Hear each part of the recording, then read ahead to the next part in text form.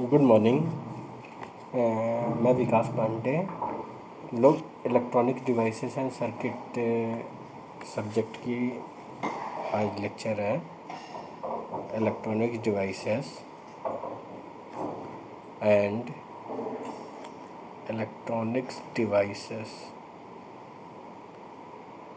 And circuits. इसमें सबसे पहले स्टडी करेंगे सेमीकंडक्टर्स के बारे में। Semi conductors,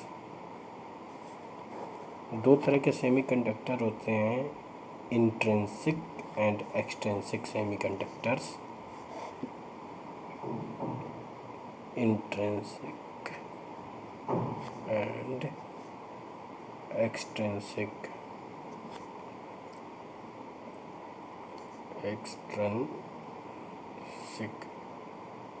semiconductor.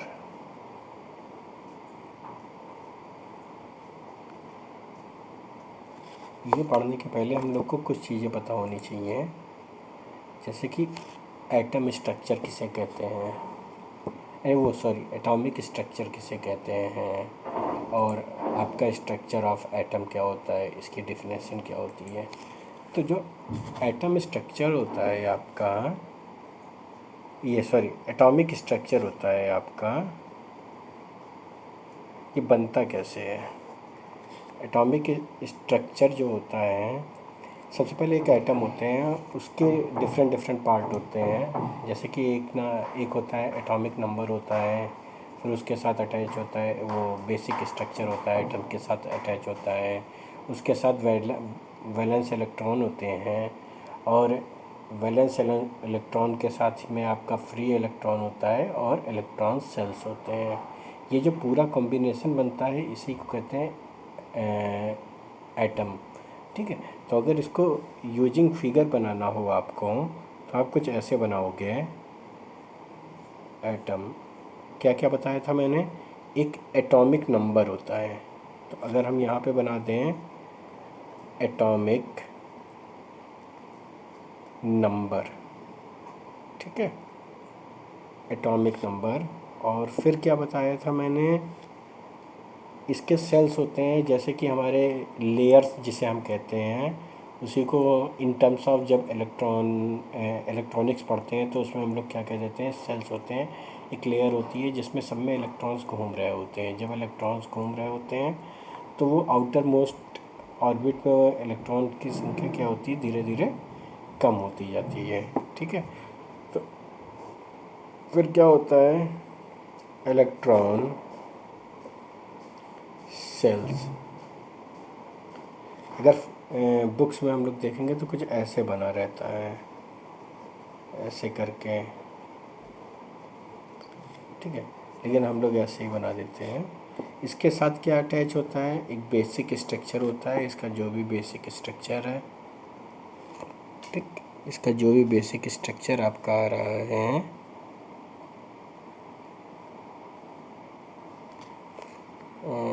Basic structure, ठीक, इसके साथ आपका क्या अटैच होता है, दो लेयर्स होती हैं। एक को हम लोग कहते हैं वैलेंस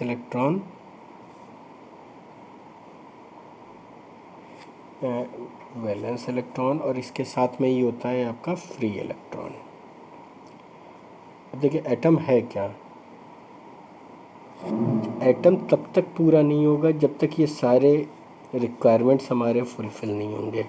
एटॉमिक नंबर होते हैं, एटॉमिक नंबर हम लोग काउंट करते हैं। उसके बाद इलेक्ट्रॉन सेल्स होते हैं जो लेयर्स के फॉर्म में होती है, या आप जिसका नाम सेल्स कहते हैं। बेसिक स्ट्रक्चर उसका कैसा बनता है, आपका वैलेंस इलेक्ट्रॉन होता है, ठीक है, और उसके साथ क्या होते हैं, फ्री इलेक्ट्रॉन्स होते हैं। ठीक, this is called a atomic structure. ठीक है। उसके बाद आप एटॉमिक स्ट्रक्चर को अगर आपको बताना होगा तो आपको एटॉमिक स्ट्रक्चर के बारे में आप किस तरीके से बताओगे, आप बताओगे एटम, उसके साथ क्या होता है, ये चीज़ें कनेक्टेड होती हैं। ठीक है। अब क्या क्या कनेक्टेड होता है, अगर आपको आपको बताना है एटॉमिक स्ट्रक्चर। तो एटॉमिक स्ट्रक्चर को आप ऐसे भी लिख सकते हो, atom is a building block of the elements, it consist of central nucleus.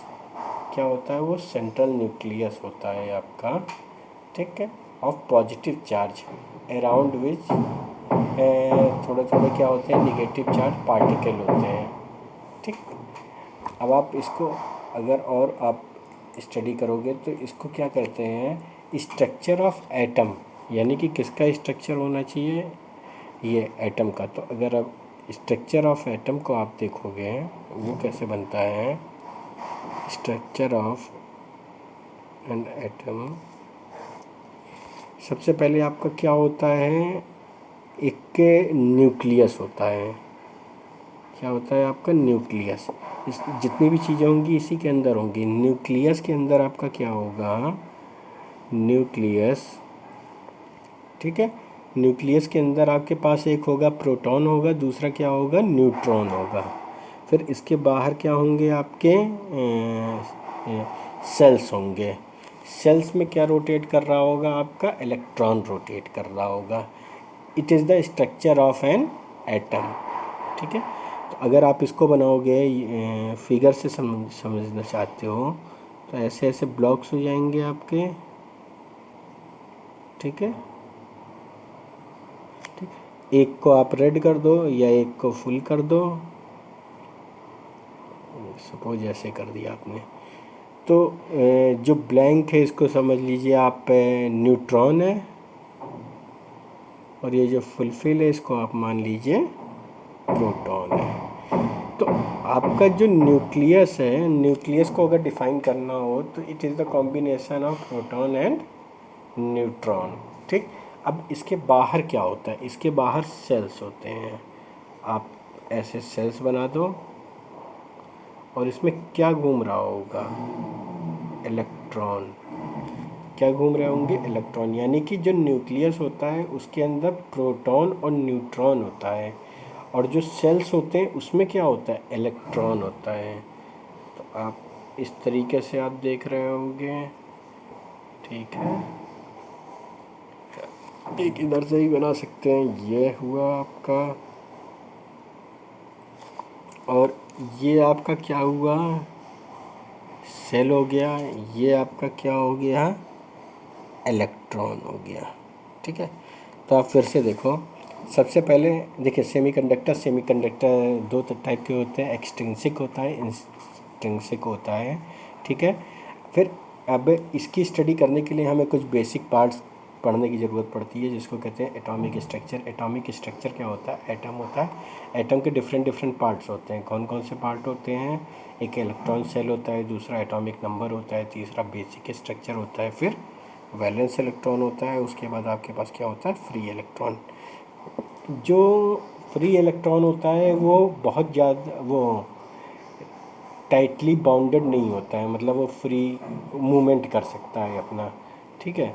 लेकिन जो बैलेंस, उसको हमें जब तक एनर्जाइज नहीं करेंगे तब तक वो फ्री की तरह काम नहीं करेगा, ठीक है। उसके बाद आपको स्ट्रक्चर ऑफ एटम क्या होता है, ठीक। देखिए फिगर पूरा बना हुआ है। स्ट्रक्चर ऑफ एटम जो होता है उसके अंदर क्या होता है, न्यूक्लियस होता है। न्यूक्लियस के अंदर क्या होता है, प्रोटॉन होते हैं, और क्या होता है, न्यूट्रॉन होता है। इसके बाहर लेयर्स होती हैं, ठीक है। लेयर्स जो होती हैं वो 1 बाई 1 होती हैं कंटिन्यूएशन में, ठीक। अब लेयर्स जो होती हैं, या आप उसको सेल कह दो, उसके अंदर क्या घूम रहे होते हैं, उसी में क्या घूम रहे होते हैं, आपके इलेक्ट्रॉन होते हैं, जिसको हम लोग कभी कभी कह देते हैं आउटर मोस्ट ऑर्बिट या इस तरीके के, ठीक है। अगर इसकी डिफिनेशन को आपको लिखना हो तो आप कैसे लिखोगे,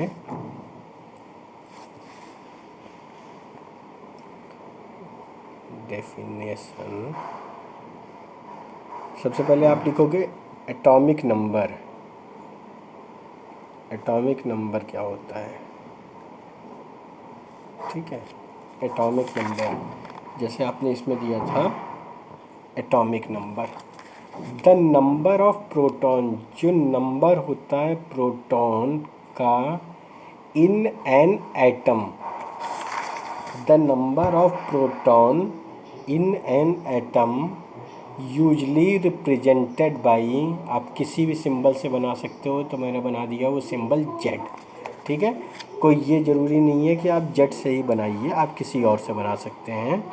आप लिख सकते हैं the number of proton in an atom usually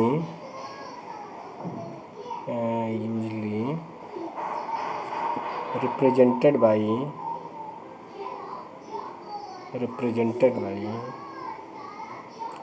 symbol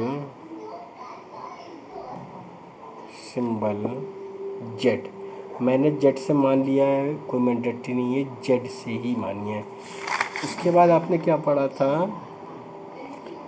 atomic mass.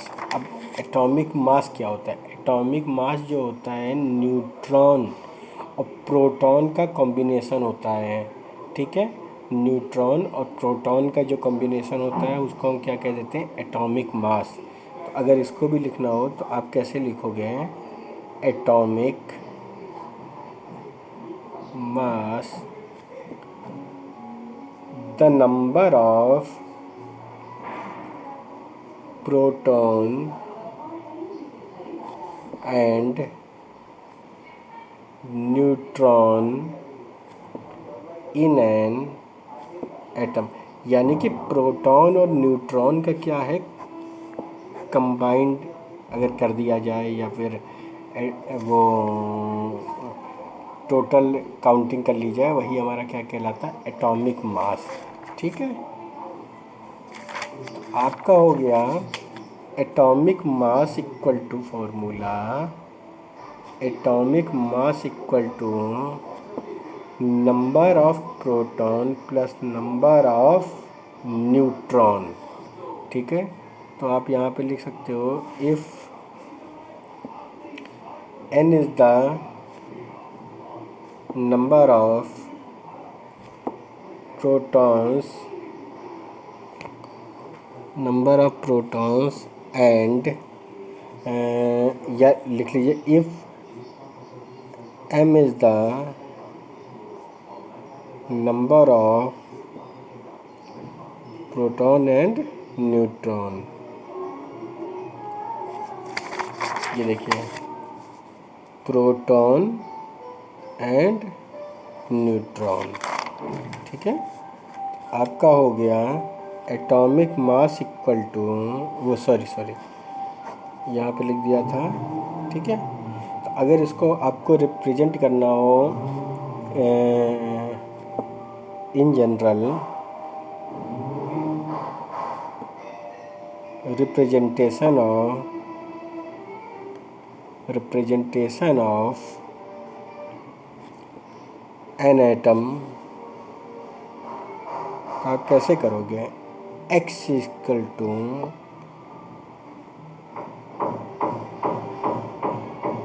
Mass number and z equal to atomic number. Okay. अब हमें क्या पढ़ना होगा, डिफरेंस बिटवीन एटॉमिक मास। तो आपने ये तो पढ़ लिया कि एटॉमिक स्ट्रक्चर किसे कहते हैं, एटॉमिक नंबर किसे कहते हैं। ठीक है। दो होते हैं, प्रोटॉन और न्यूट्रॉन। तो एक तरीके से मान लीजिए आपका प्रोटॉन पॉजिटिव साइन होता है और इलेक्ट्रॉन क्या होता है, नेगेटिव साइन की तरह काम करता है। ठीक है। क्लासिफिकेशन ऑफ मटेरियल अगर आप करते हो, क्या करते हो आप, क्लासिफिकेशन ऑफ मटेरियल अगर आप करते हो, वो क्या होता है, आपको ये भी पता होना चाहिए क्लासिफिकेशन क्या होता है। इसका क्या कहते हैं, क्लासिफिकेशन ऑफ मटेरियल्स क्या होते हैं। क्लासिफिकेशन ऑफ मटेरियल्स होते हैं, 3 टाइप में इसको डिवाइड किया गया है। एक कंडक्टर, दूसरा इंसुलेटर, तीसरा सेमीकंडक्टर।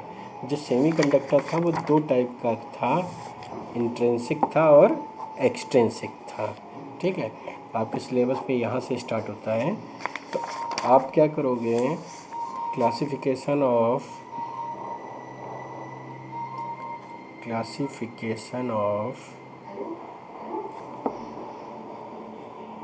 मटेरियल्स, अगर आपको देखना है, ठीक है। क्लासिफिकेशन ऑफ मटेरियल 3 टाइप में होते हैं। एक को हम लोग कहते हैं कंडक्टर, दूसरे को हम लोग कहते हैं इंसुलेटर, और तीसरे को हम क्या कहते हैं, सेमी कंडक्टर। अब सेमी कंडक्टर 2 टाइप के होते हैं, एक्सट्रिंसिक टाइप का होता है और इंट्रिंसिक टाइप का होता है, ठीक है। तो जो आपका क्लासिफिकेशन ऑफ मटेरियल में 3 नाम होते हैं, कौन कौन सा होता है? एक को हम कहते हैं कंडक्टर, दूसरे को हम कहते हैं इंसुलेटर, क्या कहते हैं, इंसुलेटर, और तीसरे को हम कहते हैं सेमी कंडक्टर। तीनों में डिफरेंस क्या होता है ये देखिए आप। आपका जो कंडक्टर होता है, सबसे पहला पार्ट आपका था कंडक्टर होता है। इसमें 3 चीज़ें होती हैं, एक तो कंडक्शन बैंड होता है, दूसरा बैलेंस बैंड होता है, ठीक है। तो जो कंडक्शन बैंड होता है, पहले आप लिख लीजिए कंडक्टर्स। कंडक्टर वो सब्सटेंसेज होते हैं जहाँ पे electric current to pass through, मतलब इलेक्ट्रिक करंट पास होने के लिए आपको जगह मिल जाती जिससे वो एनर्जाइज हो जाते हैं और एक दूसरे के ऊपर ओवरलैप करने लगते हैं। जैसे एनर्जी बैंड होता है आपका, एनर्जी बैंड दोस्त समझ, नो फॉरबिडन गैप, इनके बीच में क्या होता है, balance band and conduction band के बीच में कोई भी गैप नहीं होता है। ये दोनों एक दूसरे के ऊपर क्या कर रहे होते हैं, ओवरलैप कर रहे होते हैं। तो अगर कंडक्टर्स का आपको फिगर बनाना है तो ऐसे कुछ बनेगा। ये आपका हो जाएगा कंडक्शन बैंड और ये आपका हो जाएगा बैलेंस बैंड। तो आप लिखते हो कंडक्टर बैंड दो substances which allow electric current to pass through them. अब इसके एग्जाम्पल्स अगर आप देखोगे तो हो सकता है कॉपर हो सकता है, एल्यूमिनियम हो सकता है, एक्सेट्रा हो सकता है। और अगर एनर्जी बैंड है तो वो एक दूसरे के ऊपर क्या कर रहे होंगे, ओवरलैप कर रहे होंगे। जब ओवरलैप कर रहे होंगे तो उनके बीच में कोई भी गैप नहीं होगा। क्यों? क्योंकि दोनों एक दूसरे के ऊपर क्या कर रहे हैं, जो जिसको हम लोग कहते हैं फॉरबिडन गैप कहते हैं, उनके बीच में फॉरबिडन गैप बिल्कुल नहीं हो रहा होगा, ठीक है। जब ओवरलैप करेंगे तो बैलेंस बैंड, कंडक्शन बैंड आ गया। तो अगर कंडक्शन बैंड यहाँ तक है और बैलेंस बैंड यहाँ इसके ऊपर ओवरलैप कर रहा है तो ये कुछ ऐसा हो जाएगा। तो इसी को हम क्या कहते हैं, कंडक्टर्स। और अगर कंडक्टर्स को ही हमें लिखना होगा तो हम क्या कह सकते हैं, conductors are those substances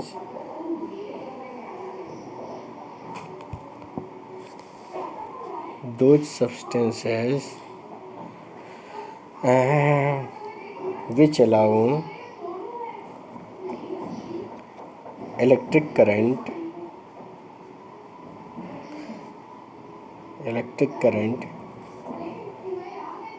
to pass through them। Example क्या है, एल्यूमिनियम, कॉपर और एक्सेट्रा। अगर आप और इसको समझना चाहोगे तो आप क्या लिख सकते हो, there are no forbidden gap, ठीक है। तो आप लिख सकते हो in terms of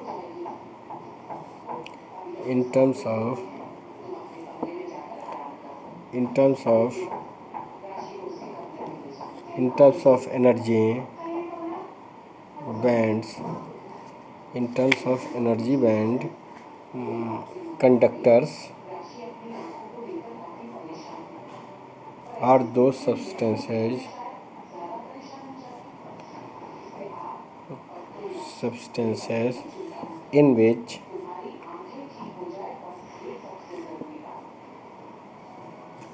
there is forbidden gap है ही नहीं, जिसको हम इसको कहते हैं, ठीक है। यहाँ पे क्या हो रहा है, ओवरलैप हो रहा है, यहाँ पे क्या हो रहा है, ओवरलैप हो रहा है, कोई भी फॉरबिडन गैप ही नहीं है, ठीक है। There is no forbidden gap.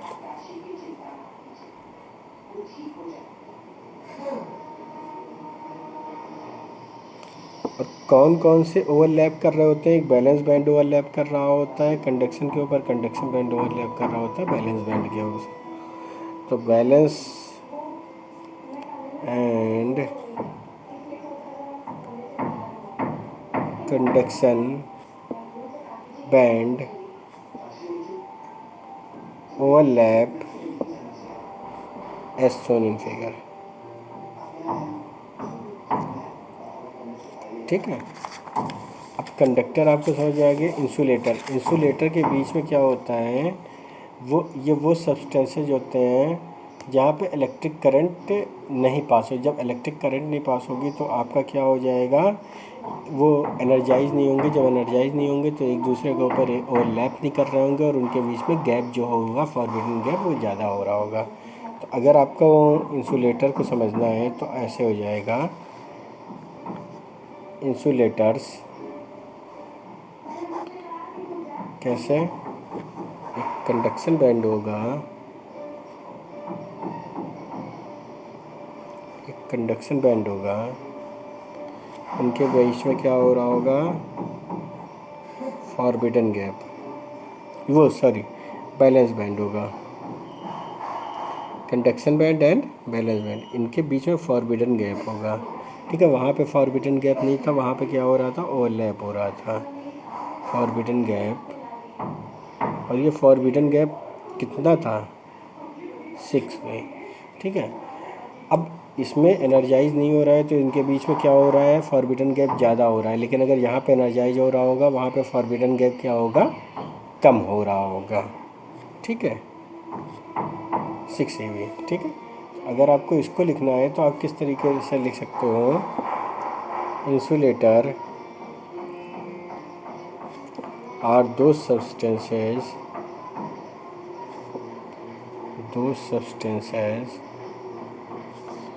which do not allow electric current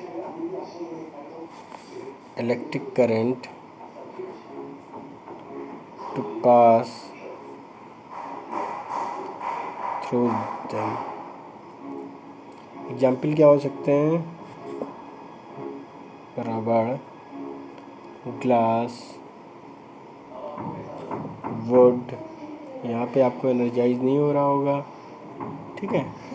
तो इनके बीच में जो फॉरबिडन गैप कितना है, फॉरबिडन गैप वेरी लार्ज, ठीक। अब सेमी कंडक्टर देख लीजिए, तीसरा पार्ट था सेमी कंडक्टर जो आपके सिलेबस में है। सेमी कंडक्टर्स क्या होता है, यहाँ पे फॉरबिडन गैप क्या हो जाता है, बहुत कम हो जाता है। अगर सेमी कंडक्टर में फॉरबिडन गैप कम हो रहा है तो क्या हो रहा होगा, यहाँ पे इलेक्ट्रिक करंट के थ्रू क्या हो रहा होगा, आपका एनर्जाइज हो रहा होगा। जब एनर्जाइज हो रहा होगा तो फॉरबिडन गैप कितना हो जाएगा, कम हो जाएगा। कम कैसे होगा, जब एनर्जाइज हो जाएगा तो उसके बीच डिफरेंस भी कितना हो जाएगा, बहुत कम हो जाएगा। यानी कि क्या क्या होगा, इलेक्ट्रिक करंट तो आपके पास हो ही रही होगी, ठीक है। और फॉरबिडन गैप क्या हो रहा होगा, कम हो रहा होगा। This is called a semi conductor, ठीक है।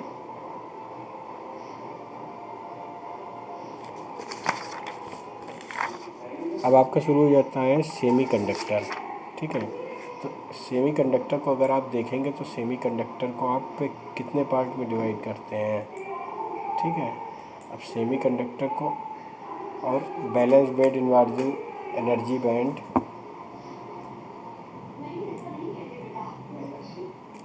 सेमीकंडक्टर। देखिए, अगर किसी फ्लो चार्ट के थ्रू आप सेमीकंडक्टर को देखोगे तो सेमीकंडक्टर क्या होता है। सेमीकंडक्टर को हमने दो पार्ट में ब्रेक किया था। एक को होता है इंट्रिंसिक और दूसरा होता है एक्सट्रिंसिक। अब ये जो इंट्रिंसिक होता है ये प्योर फॉर्म नहीं होता है आपका, इसको या तो आप अनप्योर कह सकते हो, ठीक है। ये प्योर फॉर्म नहीं होता है। और ये क्या होता है, प्योर फॉर्म होता है। इसको हमने कितने पार्ट में ब्रेक किया था, दो पार्ट में ब्रेक किया था। कौन कौन सा, एक पी टाइप होता है और एक क्या होता है, एन टाइप होता है। एक पी टाइप होता है, दूसरा कौन सा होता है, एन टाइप होता है, ठीक है। बस इतना ही आपको देखना है। अब देखिए, अब इंट्रिंसिक जो होता है, intrinsic type semiconductor is made to be very pure chemically, ठीक है। अब आप देखो इसको आप कैसे समझोगे। जो आपका सेमीकंडक्टर होता है दो टाइप का होता है। कौन कौन सा होता है आपका, होता है इंट्रिंसिक टाइप का और क्या होता है, एक्सट्रिंसिक। तो इंट्रिंसिक फॉर्म जो आपका होता है, सबसे पहले आप देखिए इंट्रिंसिक सेमीकंडक्टर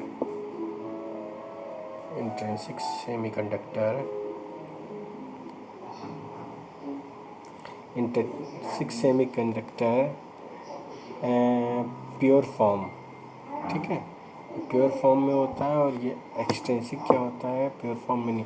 तो आप लिख सकते हो a semiconductor in an extremely pure form,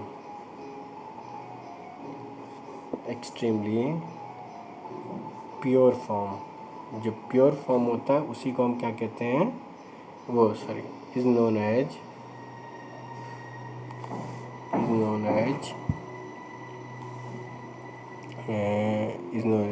intrinsic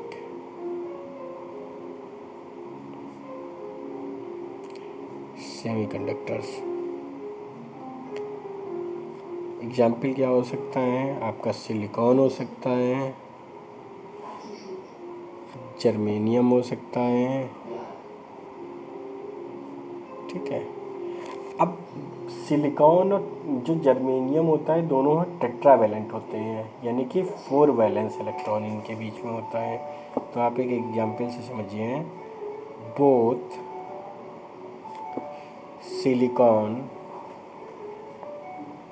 silicon and germanium are tetravalent. मतलब उसमें क्या होगा, टेट्रावैलेंट होगा तो 4 वैलेंस इलेक्ट्रॉन होंगे आपके, having 4 valence electron, 4 valence electrons, ठीक है। ईच जो ये होते हैं 4, इसको या तो आप ऐसे समझ सकते हो, बैलेंस इलेक्ट्रॉन यानी कि जो होती है वो कॉम्बिनेशन में होता है, यानी कि ये क्या होता है, बॉन्ड, इलेक्ट्रॉन पेयर बॉन्ड होते हैं, ठीक है, अपने साथ वाले एटम के साथ, यानी सबकी एक दूसरे से बॉन्डिंग होती है। तो आप इस तरह समझ सकते हो, अगर ये 4 पेयर बॉन्ड है तो कुछ इस तरह होगा, ठीक है, इस तरीके से होगा कुछ, इस तरीके से होगा कुछ, इस तरीके से,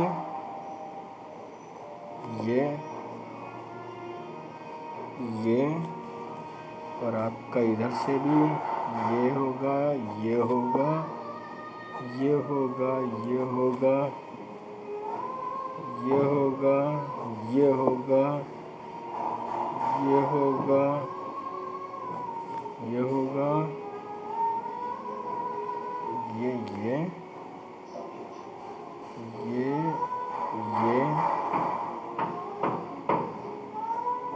ये हो गया टेट्रावेलेंट। इसको आप कलर कर दो थोड़ा सा, इसको थोड़ा कलर कर दीजिए आप, ठीक है। ये आपका कोवेलेंट बॉन्ड बन गया, ठीक। अब दो होते हैं, एक लो टेम्परेचर होता है, एक रूम टेम्परेचर होता है। तो जो लो टेम्परेचर होता है, जो लो टेम्परेचर में वो क्या होते हैं, टाइटली बॉन्डेड होते हैं, यानी कि कोई भी उसमें फ्री इलेक्ट्रॉन नहीं होता है। लेकिन जब रूम टेम्परेचर होता है तो उसमें कुछ ना कुछ आपको एनर्जी मिल रही होती है, जिसकी वजह से वो क्या हो जाते हैं, फ्री हो जाते हैं, थोड़े से ब्रेक हो जाते हैं, ठीक है। तो आप ऐसे समझ सकते हो, at low temperature, at low temperature, all the valence electrons are tightly bonded या bonded लिख दीजिए, bonded the nucleus, ठीक। hence no free electrons, कोई भी फ्री इलेक्ट्रॉन्स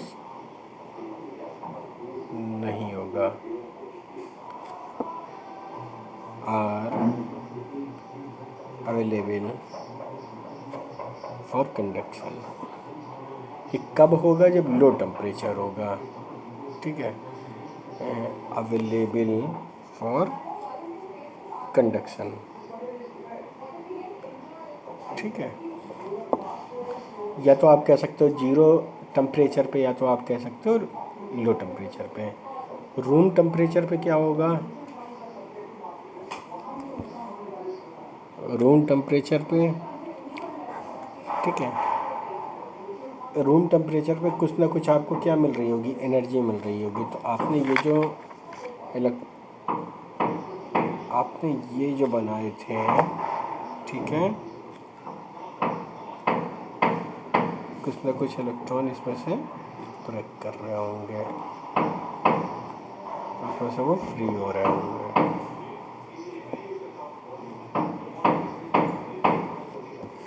ठीक। At room temperature,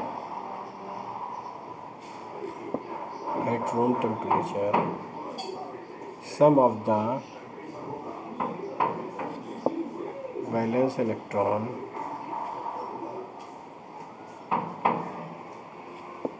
gain enough temperature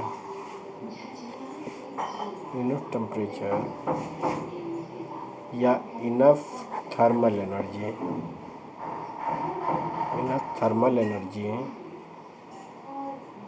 to break up, किसको break करते हैं, जो कोवेलेंट बॉन्ड होते हैं। कोवेलेंट बॉन्ड से जब टूट जाते हैं तो एक तरीके से फ्री इलेक्ट्रॉन की तरह काम करने लगते हैं, ठीक है। ब्रेकअप टू कोवेलेंट बॉन्ड्स, ठीक है। आपको समझ में आ गया कि एटम किसे कहते हैं, एटम, और उसके बाद आपका स्ट्रक्चर क्या होता है, उसके साथ उसके अंदर क्या क्या होते हैं, प्रोटॉन होते हैं, न्यूट्रॉन होते हैं, इलेक्ट्रॉन बाहर घूमता रहता है। उसके बाद उसको क्या करते हैं, तीन तरीके से ब्रेक कर रहे होते हैं। जब उसको ब्रेक करते हैं, दो टाइप में ब्रेक होता है, किसमें एक एक्सट्रिंसिक टाइप में होता है, दूसरा किसमें होता है, इंट्रिंसिक टाइप। जो इंट्रिंसिक टाइप होता है वो प्योर फॉर्म होता है, एक्सट्रिंसिक टाइप क्या होता है, प्योर फॉर्म नहीं होता है। जब प्योर फॉर्म नहीं होता है तो उसमें क्या होता है, उसमें से कुछ इलेक्ट्रॉन्स क्या होते हैं, इधर उधर मूव करने लगते हैं, फ्री की तरह काम करने लगते हैं। उसके पहले आपने पढ़ा सेमीकंडक्टर क्या होता है, कंडक्टर क्या होता है। सेमीकंडक्टर के ये दो टाइप के फॉर्म थे, और कंडक्टर और इंसुलेटर का आपको क्या था, ये फॉर्म नहीं था, ठीक है। इसके बाद हम लोग पढ़ेंगे ये टेट्रावेलेंट की तरह काम करता है। उसके बाद हम लोग पढ़ेंगे एन टाइप सेमीकंडक्टर। ये हमारा क्या था, नहीं सॉरी, ये आपका क्या था, इंट्रिंसिक टाइप। इसके बाद पढ़ेंगे एक्सट्रिंसिक टाइप। एक्सट्रिंसिक टाइप दो तरह के होते हैं। कौन कौन से होते हैं आपके, एक आपका होता है पी टाइप, दूसरा क्या होता है एन टाइप। तो पी टाइप कैसे, एक तरीके से आप ये मान लीजिए जो एन टाइप होता है वो नेगेटिव होता है और जो पी टाइप होता है वो क्या होता है, पॉजिटिव की तरह काम करने लगता है। एक एक्सेप्टर की तरह काम करता है, दूसरा डोनर की तरह काम करता है। कौन सा एक्सेप्टर की तरह काम करता है, कौन सा डोनर की तरह काम करता है, ये जब हम लोग आगे पढ़ेंगे एक्सट्रिंसिक टाइप में, तो उसमें जो एन टाइप की तरह काम करेगा, कुछ ना कुछ आपको एटम को क्या कर रहा होगा, दे रहा होगा, जिसमें फ्री होंगे, ठीक है। और एक क्या कर रहा होगा, एक्सेप्ट कर रहा होगा। तो एक कोई पॉजिटिव बन जाएगा, दूसरा क्या बन जाएगा, नेगेटिव बन जाएगा, ठीक। एक में 5 बैलेंस इलेक्ट्रॉन होंगे, दूसरे में क्या होंगे आपके कोवैलेंट बॉन्ड की तरह काम कर रहा होगा, ठीक है। Okay, thank you very much.